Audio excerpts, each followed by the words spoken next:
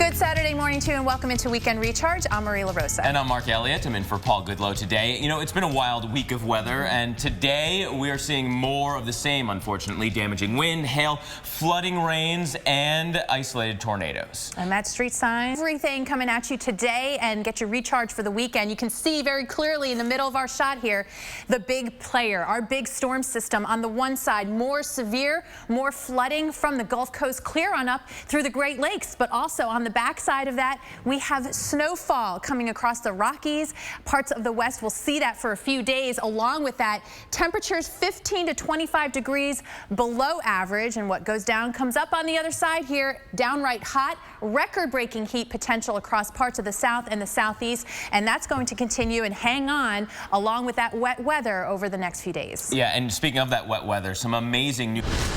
Jay, thank you so much. And Jay brought up a good point. There are a lot of facets to severe weather. It's the flooding, it can be tornadoes, it can be hail as well, large hail. And this time of year, it's growing season, farmers getting the crops in the ground. Hail can be just as devastating as any tornado. But when we look at April, overall, certainly felt like as far as severe weather goes, got a little bit of a slow start on average per day in April, 121 reports. But you can see a lot of days were well below average until this week.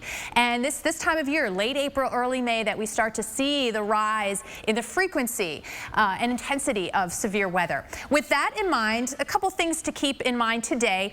Where you're looking at this map here, this is the threat for hail that is a 1 inch or greater. And that's the point that you can really start to see the damage to your car, the windshield, siding.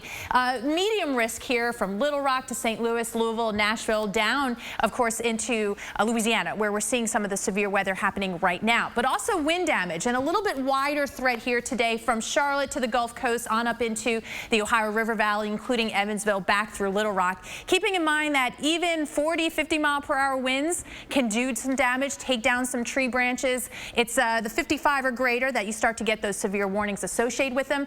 Jackson, Mississippi, we know you've had the heavy rain. Showers and thunderstorms, though, that threat through Monday night, and into Tuesday, another one of those facets to severe weather we're concerned about. A prolonged threat that we are following with that severe wind and hail threat as well.